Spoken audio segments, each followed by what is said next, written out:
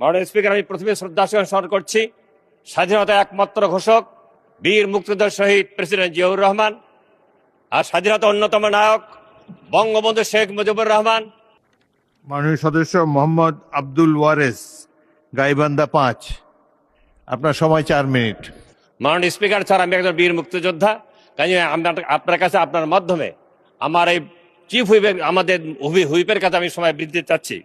ইনশাল্লাহ রাজাকারের কথাও বলতে পারবো যদি সময় দেন।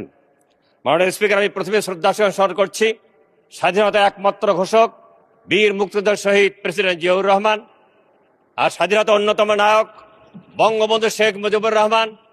আর একজন নেতা যিনি স্বাধীনতা অগ্রদূত, যিনি 1970 সালে জাতীয় নির্বাচনে বয়কট করে ঘোষণা দিয়েছিলেন ব্যালট বাক্সে লাথি মারো, পূর্ব পাকিস্তানের স্বাধীন করো, সেই মজলুম জননেতা মৌলানা আব্দুল হামিদ খান আব্বাসীর প্রতি শ্রদ্ধা জ্ঞাপন করছি।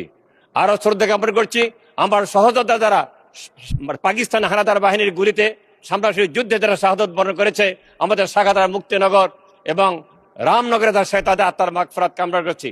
আমি শ্রদ্ধা স্মরণ করছি জুলাই যোদ্ধাদের আবু সাইদ, বীর মুগ্ধ এবং সাগাটার সজল সহ সবার প্রতি শ্রদ্ধা জ্ঞাপন করছি। আরও শ্রদ্ধা জ্ঞাপন করছি যিনি বাংলাদেশের মাটিতে ইসলামী শিক্ষা এবং ইসলামী রাষ্ট্র কোরআন সন্ন্যাসীদের মানবিক কল্যাণ রাষ্ট্র সংগ্রাম করতে গিয়ে জীবন দিয়েছে, শাহাদত বরণ করেছে প্রথম শহীদ আব্দুল মালেক, কেয়ারটেকার সরকার উপকার, ভাষাসৈনিক প্রফেসর গোলাম আজম, আমাদের সাবেক শিল্পপতি মতিউর রহমান নেজামি, আলী হাসান মুজাহিদ, মিলি কাসেম আলী, আব্দুল কাদের মোল্লা, আল্লামা সাদি এবং কামরুজ্জামান ভাই সহ সকল শহীদদের আত্মার মাগফিরাত কামনা করছি।